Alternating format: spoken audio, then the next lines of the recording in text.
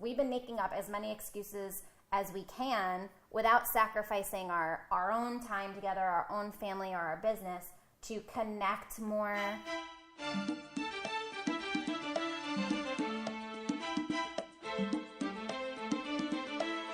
Hi, I'm Sam. I am Brandon. And this is the Middleton Methods podcast, where you get to be a fly on our wall and get practical tips, gain insight, and laugh at our expense. Welcome back, gentlemen and ladies. Oh my gosh. Me. He needs to practice his enunciation. Ow now, brown cow. I love Will Ferrell. Before we get started today, we have a really exciting episode. Brandon came up to me very last minute this morning and said, I really want to talk about something different for our main topic than we had already planned. So we have a really good episode. But first, I just want to give a quick shout out. We switched locations, and I want to give a quick shout out to our friends Corey and Elizabeth over at Pitch Video. Pitchvideo.com. Yep, they came over. They're great friends of ours, really awesome experts at doing proper sales videos.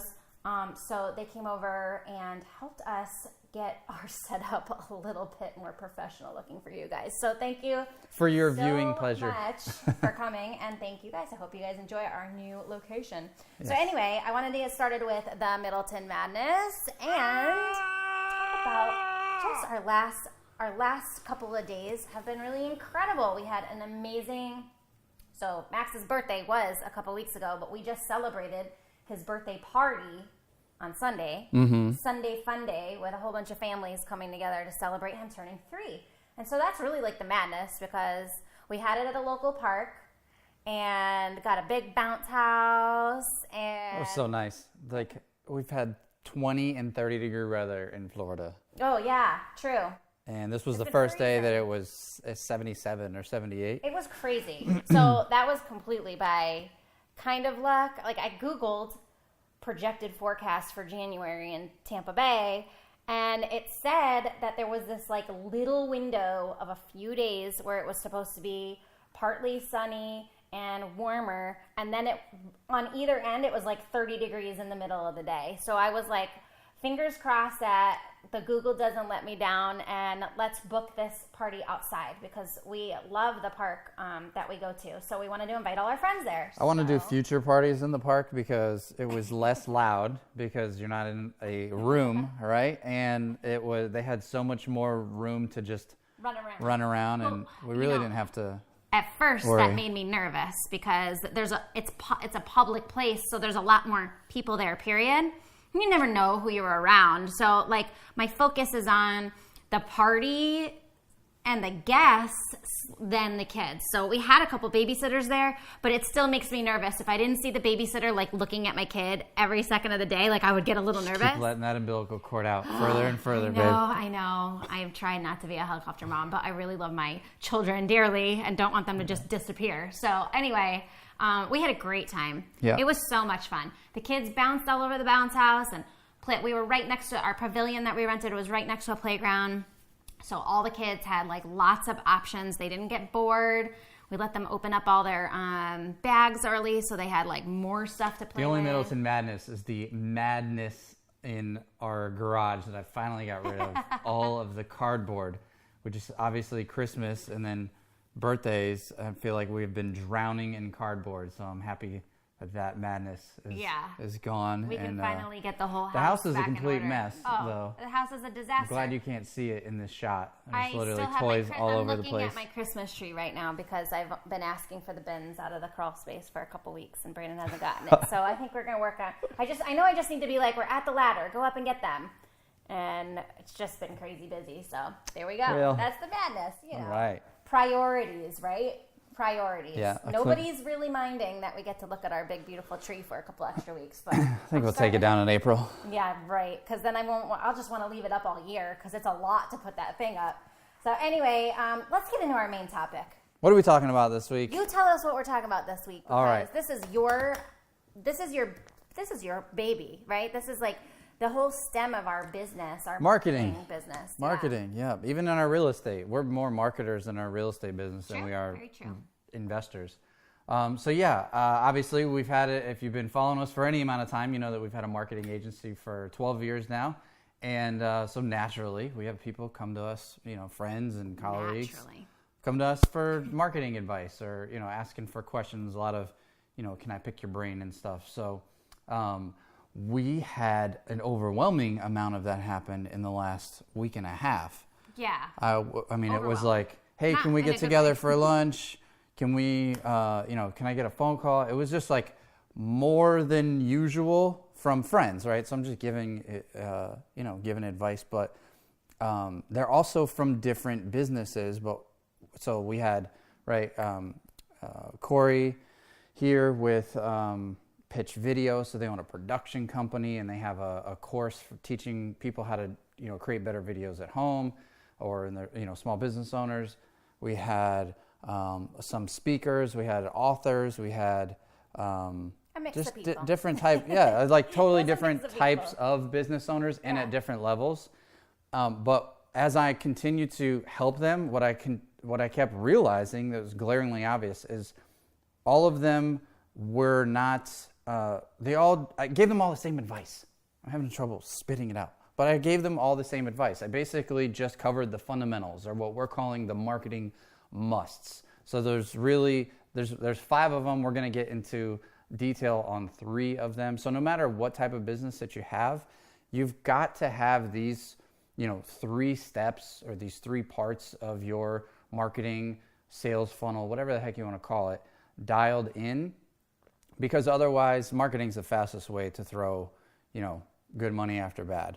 I mean, once you start paying for advertising and taking time or hiring a social media person, and if you don't have your marketing musts in place, you are going to waste a lot of time and money. So that's the thing that we've noticed a lot with the clients that come our way. Mm-hmm. They've always come to us saying the same thing. They're working with a person that says they're a marketing genius, but really maybe they only know how to build up a couple of websites. They don't really know. They're usually more technical than they are. Right, and they're looking for almost the hand holding on what the client wants to put out, but the reality is the client doesn't know what they don't know, and they're the ones that need that marketing guidance. So what ends up happening is people come asking for advice, and they've spent thousands or tens of thousands of dollars on the wrong funnel, marketing the wrong things, sending out the wrong ads to the wrong audiences, and they're not. They're like, why aren't I seeing results? Recouping their money, right? Why isn't it working? I have all these to-dos off of the checklist, but why isn't it working? Because there's just these simple things that they were missing. So we want to touch base with you guys on those things today, because it has come up a lot, and if it's coming up that much in our lives, we got to bring it up. In our inner circle, it must be being asked a lot in the outside world as well. So yeah, and I've always, you can't see the forest beyond the trees. So we've talked about this. Everyone in my circle of marketers, this is fundamentals, right? This is nothing new. So any of my marketing friends that are listening, this is going to be a good refresher, a reminder for you.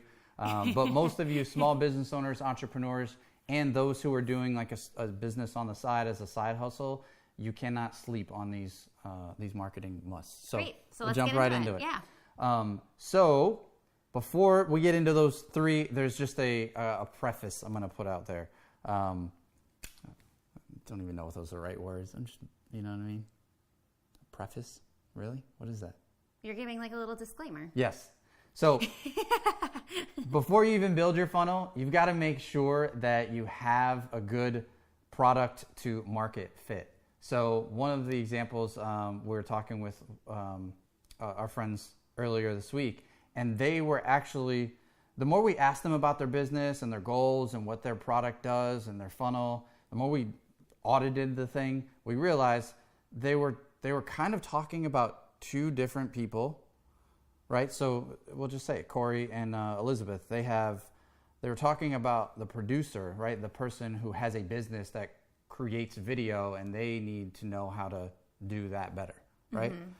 And then we have the end business owner who wants to do video but doesn't know the first thing about lighting or anything. Those are 2 very different audiences, markets, right? Yeah. 2 different types of people. And technically, you're kind of putting a different face on the product. This could be a product to help you get more agency business in your production company, or it could be a product to help you, sell more of your product in your business. Those are two. It's the same product, but it can be positioned two different ways. Make sense? Mm-hmm. So make sure that you are crystal clear. Well, of course, it makes sense to me. I know but you're looking at me. Well, so. I'm getting a little glazed over because you told me you were going to give me five things, and now you're not giving me the 5 things. So I get glazed over. I get glazed over when he does that to me. All right. So just Who else is getting glazed over? Make sure that your product matches the market. All right, and I'd say half of our meeting was just having to keep re-asking questions in a different way to flush that out. So I want to say that I came to a realization during that meeting, and this was huge for me because I realized one thing that we hadn't even really advised people on all these years because it just didn't click. To us, it's so easy. Like, you need certain things for your funnel, right? Mm-hmm. And this is what you need to go do in order to build your funnel. But and then we usually give that advice, but we don't do like an ongoing consulting. So my one caveat would be, if you don't have that product yet, or you don't know what that vision is, go hire a marketing consultant, somebody that you know has had a proven track record or has had success in marketing, or does something like what we do, right, in our field, and ask to pick their brain, be willing to spend the investment on it, because, and the reason I say this is because it's going to give you the clarity you need to be able to make that product. You should not be investing any money into your funnel until you have that clear vision. And one of the things we realized was not only was there 2 audiences, but the end goal was a little scattered too, and they had to focus in on what they wanted their end goal to be, right? Right. So if you don't know what that is yet, just go ask somebody to help you figure it out so that you can produce that content and be clear for what your audience wants, right? Yeah, because they could have wasted a whole bunch of time going after that producer when that is actually not their their goal. Target audience, right? And it's not their goal either. That's, in the long run, that's not who they want to be working with on a day-to-day basis necessarily, right? That's kind of like maybe their second income stream or side business, right? All right, let's get into some of these marketing must. So the very first one, you've probably heard it referred to as a lead magnet, an opt-in, right? A squeeze page, basically something that captures initial information about your visitor to your website or visitor into your store. This doesn't just apply to digital marketing. This applies to, if you're hosting an event, if you're anything from as simple as a flea market, like you got to have, or our meetups that we host. Yep. We collect the person's name, email, and phone number usually, even offline. So you need to have a way to capture their information. But the reason that's important is how many people go to your website or visit your store and look around and then leave? Most of them do. That's just the fact. Will they come back later? Maybe. But you need to take advantage of that initial interaction and get some information so you can follow up with them. So do me a favor. Yeah. I want to hear from you what kind of things would be a good what's a good opt-in? Well, before I tell you that, you need to know some rules. Okay. With a lead magnet, because I've watched too many people break them, right? A lead magnet needs to solve a specific problem. Very specific. Everything I'm going to talk about, the more specific you can be with your audience, the more specific you can be with your goals, the more specific you can be at solving a problem, the more effective you're going to be. The higher conversions are going to be, the lower your costs are going to be. So it needs to be specific, solve a specific problem, and it needs to give instant gratification, right? We're all distracted. To the customer. Yeah. We're all distracted by a million different ads and all the things out there. So we don't have a lot of time, right? Or that's what we tell ourselves. We don't have a lot of time. So if I'm going to take a moment to give you my email address or like a page or give you my phone number or whatever, I need to know that I'm getting something in return that's worth that few minutes of my time and my personal information, because I know you're going to follow up with me and I'm committing to getting extra emails in my inbox or messages on my Facebook. Does that make sense? Don't keep asking me if it makes sense. You know it makes sense to me. Ask them. Does that make sense to you? You're my sounding board because you get to always play the role of Yes, the listener. And so let me throw in, because I've been in this industry such a long time as we've been building our business and stuff, Brandon comes to me a lot when we're doing campaigns to find this journey for the customer, because I'm probably the most cynical, hardest person to sell in a sales funnel, because I know them so well and I will dissect them in a heartbeat. So one thing I just want to throw out there is that, like, just make sure that you already see the value before you opt in, right? Because you're about to go on a journey with this person, and you want to know, like, and trust them. So if you, on the flip side, if you're opting in, right, as the customer, make sure you think you're going to get the value out of what they're offering for you for free. And on the other side, if you're the one that wants to build a funnel, think about your customer. Think about, like, what's in it for me, right? If you're coming to me and you're saying, hey, I want to give you this free blank, what is it? And why am I going to trust you as the expert in that to give me that information? Right. Yep. And make sure that it's quick to consume, right? Yes. No more than, definitely. This is something for free. Right. 5-10 minutes. Because you can, so let me give you an example of some bad lead magnets before I give you the good ones. So a bad one that I see over and over and over and over and over again is, here's a copy of my free book, my ebook, right? My 200-page ebook that'll take you 10 hours to get through. I will not opt in for the book. Yeah, you know that it took you time and you spent money editing it and all that. You know the value of giving them that book, but the visitor does not see the value in investing 10 hours and getting this big thing. So it needs to be 5-10 minutes. Look, you told me I'm going to solve this problem. I opted in. I took one small action. I got an immediate result. Can I interject? Cool. Can I do that more often? Think of it this way. Think about when you go to, like, a networking event, or you're at a meeting or something like that. And I'm sure you've heard it 100 times if you've gone to a networking event. You have, like, 30 seconds when somebody comes up to you, or you go up to somebody to make a good first impression. So think of this lead magnet as your first impression to the person. They're not going to take 3 hours upon meeting you for the first time to get to know you through your book, right? So you have to catch their attention, like Brandon said, just within the first 5 to 10 minutes, because that's going to get them to come back and listen to you again.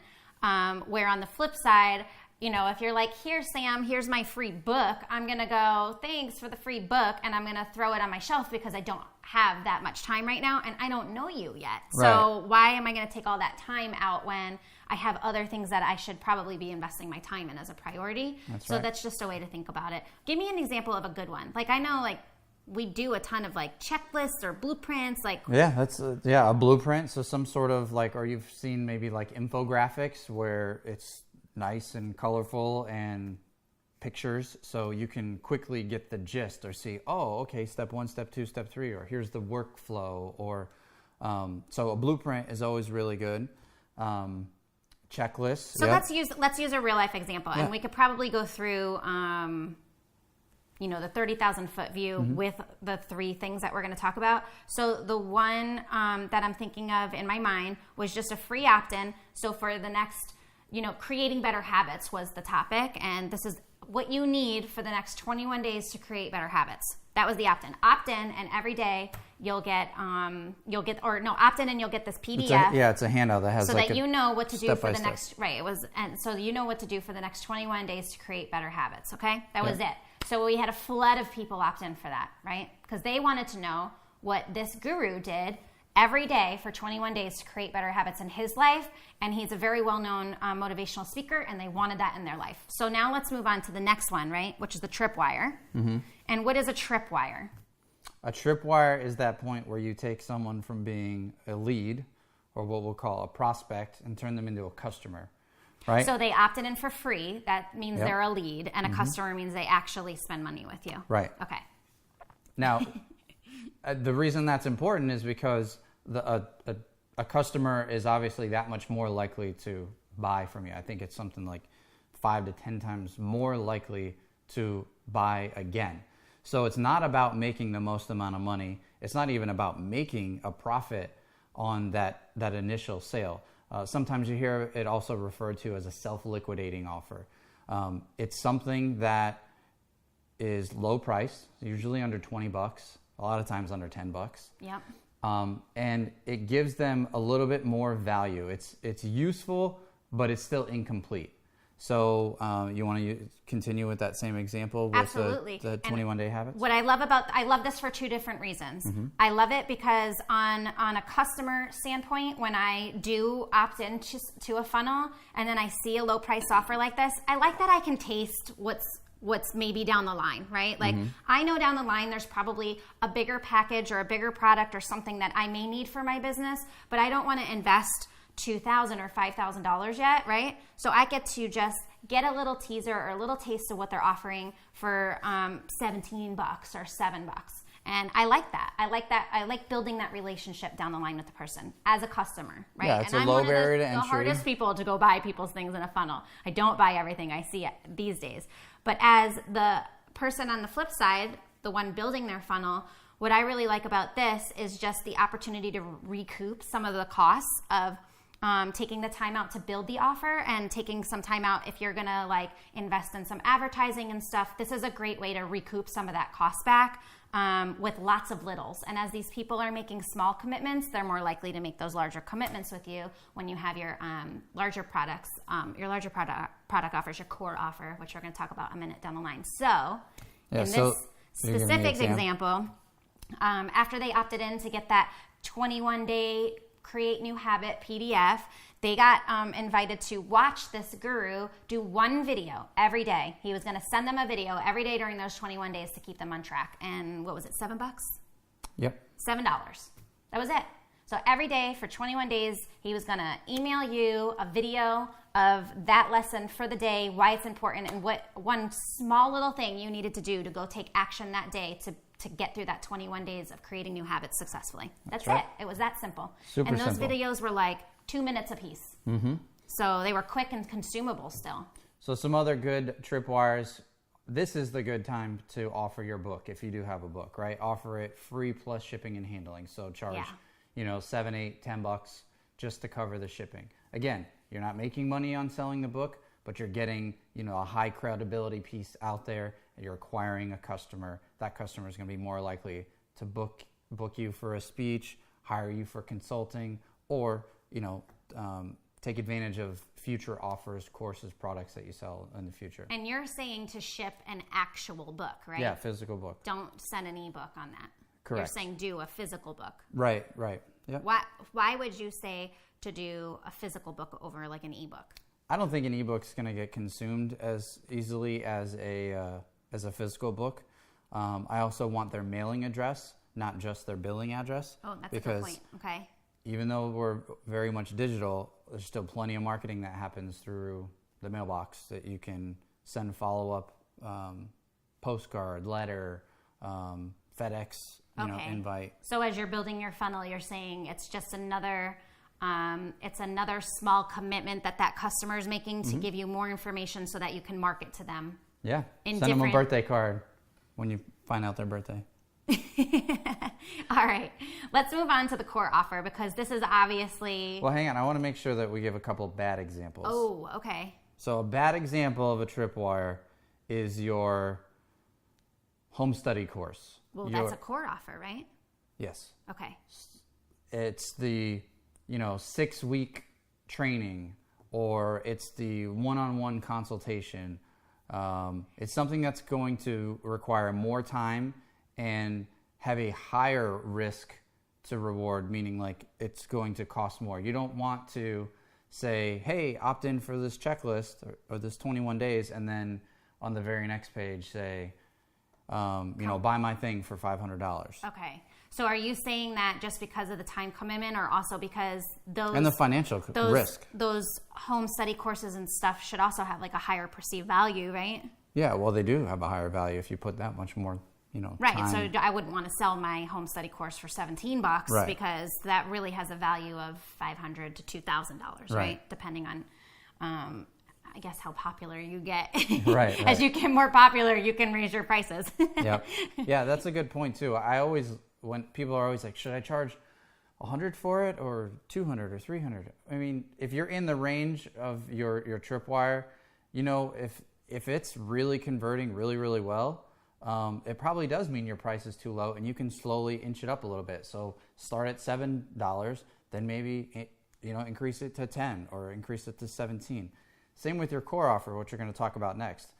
Put your core offer out there for $100, even though you know full well there's plenty of people that'll pay $500 for it. Yeah. Start at $100, look at your numbers, see if you're getting good conversions, and then continue to increase the price and see how your numbers fluctuate. Cool. So talk about the core offer. The core offer is real simple. There's not a lot to talk about here, but it is your flagship product, right? It's the thing that you're most known for. Mm-hmm. It's what you stand for. It's meat. Yeah, it's that specialty. It's that, if you're a speaker and you travel and you're always, doing the same 2 or 3 day training, if you put that into, that could be a core offer, or the recorded digital version of that could be a core offer. So you're saying you could sell tickets to the live event, that could be a core offer, mm-hmm. or you could record that live event and chop it up into a home study course or modules mm-hmm. and give that away as a core offer? Right. Okay. Yep. You want to talk about the specific one that we were talking about? This Sure. is the one that people are probably trying to give away for less, or they're trying to give it to somebody too soon because they haven't set the tripwire and the lead magnet up yet. Mm-hmm. And they're just going, hey, nice to meet you. Let's get married. Right. And they haven't gone through the courting process yet with their customer, right? The customer journey. But now you have this opportunity where they've opted in. And what's a great way to do the core offer? Like, I know we're big fans of webinars. Mm-hmm. So like webinars to go into, and that is something that we've done, that we did with this specific funnel. So they had the PDF for the 21 days, right? I'll just refresh your memory. And then they said, yeah, for $7, I want a video every day. I want him in my face telling me what to do to get better habits. Yep. And then the next step was to invite them to a monthly membership into like a community of like-minded individuals that will keep them motivated and have resources in there and additional trainings to get to that next level. Now, I'll tell you, when we first started working with them, they did not have this online portal, but this high-end core offer product. They didn't really talk about it very much, and they were charging $300 a month, and they only had like 30 members at the time, right? It was something super small. When they started putting these types of things in place, this specific funnel was probably like the 20th offer we had done for them. Mm-hmm. So there were other ones before that, but leading up into this point, like the offers that they put into place, were able to boost them from 30 people to over 3,000 mm-hmm. over the course of just a few years, or a couple of years even. So it really is, if you hadn't seen the value yet, valuable to do those things. But this core offer specifically was priced so high that we said, hey, you really should have a couple of different levels. You're asking people to pay you monthly. And like Brandon said earlier... When they skipped the first 2 steps. Well, that, and they were charging so much, right? Mm-hmm. So even though we have their attention and they're paying $7, at that point we were still giving them 3 options. $19, $49, or no, $19, $100, $100 or $200 a month. And depending on what level they decided to go into, they would get, added bonuses and stuff for mm-hmm. Being in a higher membership. Now, at first, they were like, no way, $19 a month. That's like, wait, the value's there. And it's exactly what Brandon said. Yes, the value, the value's there, but you haven't actually presented this to your audience yet, so the audience doesn't know. Right. So what we suggested was wait until you reach a certain amount of community members, and when you reach that membership level, then we'll raise the price. And that's what we ended up doing. Yep. Yeah, so what's your core product? Price it accordingly. Make sense? Yeah, absolutely. Absolutely. Flip it back on you. So I know that's like the most important step, but like financially, but Brandon's saying there's not really much to talk about there because those other 2 really are so important and so vital, and so many people miss the bar on the tripwire and the opt-in. Even for like the beginning of our business, we were missing that, mm-hmm. right? Like we were doing it, but not even doing it as efficiently as we could. And by far, it's definitely the place to be at, those small little wins. And it sounds crazy. Like I remember being in that position And even wanting to do this for our clients, let alone for ourselves, thinking, I don't want to give my stuff away for free. It's hard to let go of that. I made this, it's my baby, it shouldn't have to be free, but you just got to let it go. Well, to help people with that, you're not actually giving away something for free. Yes, financially, you may not be giving away the lead magnet, you may not be making money from the lead magnet. You have to realize the value of someone's attention and their time. And then on the other side of it, you also have to understand the value of a lead. Just someone's email address alone has value, because one, at the very least, you can, if you put the disclaimer in your on your page, you can send affiliate offers or email them about other people's stuff that you make a commission on. There is a value in that lead. Yeah. So when you start spending money on advertising, you'll learn very quickly, like, oh, an opt-in is worth $5 to me, because I know for every 100 email addresses, I know that we're going to get 10 sales at $100. So I will gladly pay another $5 to get the lead. So the lead has value. And then just look at Amazon. How many millions and millions of dollars did Amazon go without profiting, because all they're trying to do is just gather up all the customers that they can, because they have so many more things. There's a much bigger picture for Amazon than just selling books, obviously.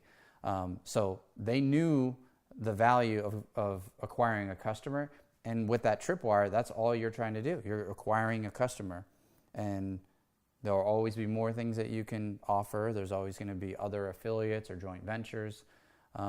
There's advertising you can sell to your list. And then there's still going to be the people that are so excited about what you have to offer that they just want to skip the whole funnel, and they contact you directly and they say, I have the money, and what do I need to do to start working with you right now, right? Like, we've had that happen before. We've had that happen with our clients. Some of our past clients and current clients have had large sales floors of, good sales guys that have all the knowledge, and they can go through the whole journey. But sometimes people just call and they go, I'm ready now. And they don't want to go through that whole process. They just want to get to the end result that much faster, and they know the value that's there, and so they just want to cut through. So don't think about it as like everybody is going to do that, because you're going to have some people that just go, I love you, I want it all right now. That's right. All right, so let's move on. We're running out of time. Darn. So I know you wanted to hit on the bonus things, but we'll give it to you, I promise. We're going to be doing a live webinar training coming up soon. Yes. So I'm going to get into this a lot more. All 5 in way more depth. And have Q&A. Yes. So I will stay on for 2 hours if I have to make sure everyone's questions get answered. Note to Sam, block extra time for this webinar. Right. Got it. Yep.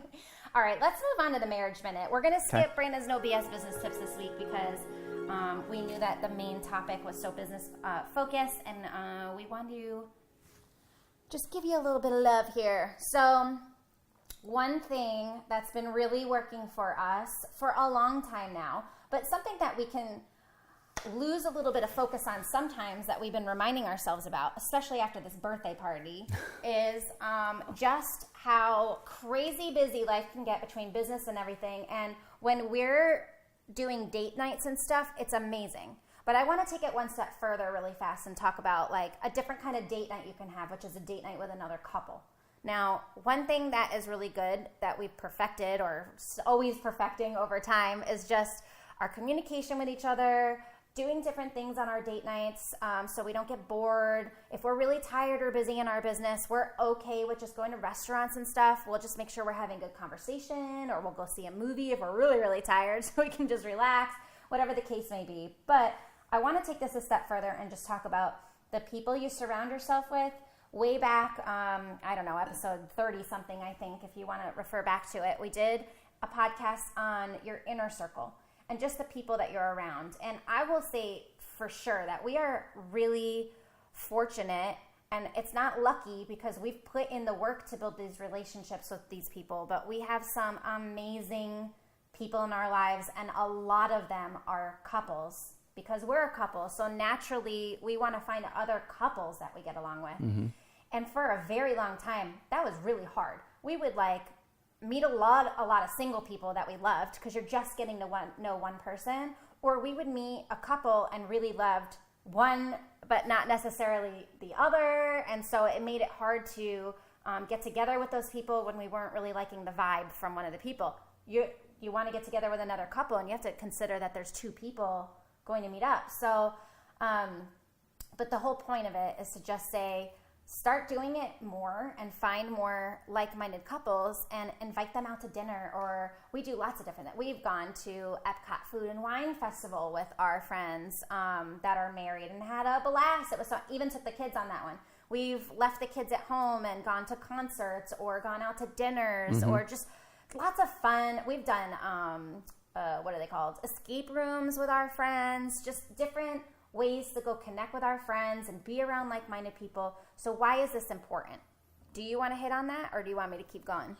Why is it important? I mean, it's important because you're getting a chance, in between, dinner or the activity or whatever, to just, share stories or share life. You know what I mean? So you get different perspectives. So you're like, oh, all right, this person's going through it too with their 3-year-old, or oh yeah, this is very similar.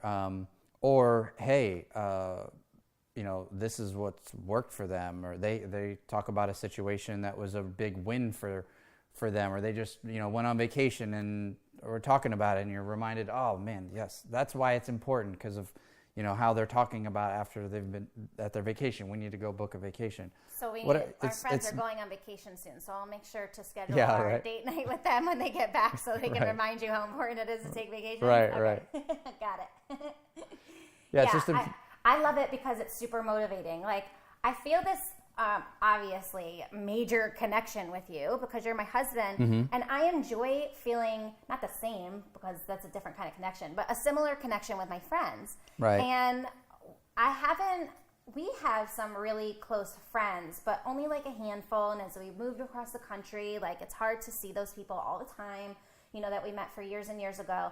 But to create that right here in our local area, and I feel like we have a plethora of those people right now. Like, we've been so blessed to have so many cool couples where I don't feel like I'm always knocking on one couple's door. Like, we have options. It sounds really silly, but like, it's cool though, because I'm like, okay, I want to go have this type of time, this type of fun. I want to talk about these types of things, and I know who I can call to go do that. And then it's so much fun to just go have that connection with them. Sometimes the girls are talking, sometimes the guys are chatting, sometimes it's cross where the girls and the guys are talking to each other, and sometimes all 4 of us will be talking together, or 6 or 8. Sometimes we get together with 10 couples at a time and have a big group dinner, because let me tell you, when life gets crazy, our friend is really good at going, life's been so busy, let's just have a get together. We're really good at either bringing the families, but usually it's the whole family, over to our house for a party so that everybody can see each other, like our ugly sweater party or Max's birthday party. And just, we've been making up as many excuses as we can without sacrificing our own time together, our own family, or our business, to connect more. And I feel, you're doing life with other people who have the same or similar priorities. So what's interesting about it is I was a hermit for a really long time, right? But as we do this more and more, there's such a value in getting together. Like, we're thriving and building family and marriage and doing it with other people, and seeing other people take something we said, or we take something they say and apply it to our business, or apply it to our marriage, or apply it to our parenting. And then you see a positive result from it, and we're all doing it, and we're all sharing what's working and what's not working, very much similarly to what we do on our weekly calls, right? It's what's one thing that's working, and what's one area that you can improve on. Now I'm doing it, and it's just a really valuable gem. So I challenge you guys to set up a date night with some friends. If you can get a sitter, do it without the kids. It is a lot easier. Unless your kids are a little bit older, it is a lot easier to not have to be checking in on the children all the time, or you kind of have to keep your fingers crossed that they're all going to be in a great mood that day, which generally our kids are really well behaved, but they all have their moments. And it becomes really difficult to have adult conversation when the kids are just starving for your attention. So if you can, go out and get a babysitter, do it. Just another reminder, the inner circle is super important. So make sure that, you say going out with friends. There may be couples, you may have been a hermit like Sam and by default me for years. and that might be uncomfortable. You may not have really close, couple relationships, and that's okay. Go to your church, go to local meetings, maybe people at work, maybe it's a manager or a supervisor or a client that you're like, oh, I've always looked at them and their relationship, and it always seems like they're doing pretty well in an area that I would like to get better in. Don't be afraid to ask to take them out to dinner. It's not weird. And what's weird is to not grow in that area. What's weird is to be afraid of looking bad or looking foolish, because on the other side of it, I promise you, the more you can put yourself out there to the right people that you trust, the more it's mutual, the more relationships grow, and life is short. So go for it. Yeah, and for just one little more quick thing for the hermits, and then we'll just wrap up for the day. I'll let you do your wrap up. But one thing that I had to do to break through that was just I made this commitment that I was just going to start reaching out to people and saying hi and asking if they needed anything and just trying to add value into their life without expecting something in return. That was huge for me because for many years I was probably more selfish on just what Brandon and myself wanted versus... Well, our inner circle wasn't right, so we were used to a lot of people doing that with us. So right, okay. That's what we thought was normal. Point taken. But, I am not afraid now to reach out and say hi on Facebook or call some people out like, hey, I haven't seen you guys in a while. Let's get together. Or do you need any help with anything right now? Or, hey, I'm going out to breakfast sometime with you this week. Just pick a day. Sometimes with my really good girlfriends now, I could just be like, and one of them reached out to me this morning and just said, you've been on my heart a lot lately. Can we talk today? And of course I'm going to say yes. My day could be really busy today, which it is, and I'm going to find time today to talk to her, right? I've actually done that with 5 people this week. It's very weird. And you're probably going to be, a lot of people. And you're probably going to have a better day because I guarantee on the other side of that conversation, even though you're the one giving and not receiving, it's going to uplift you. Of course, I have amazing conversations. And I just say that because with that one specific person. I say that because, again, someone might be like, oh, I don't have those relationships, or I'm afraid of looking bad and asking someone for something. But know that gotcha. It's okay that person might want to willingly, help out. Yeah. So don't be afraid to just say hello. Invite them out to lunch, and if you could do it as couples and stuff. Originally, right? It just started with me. It's not like.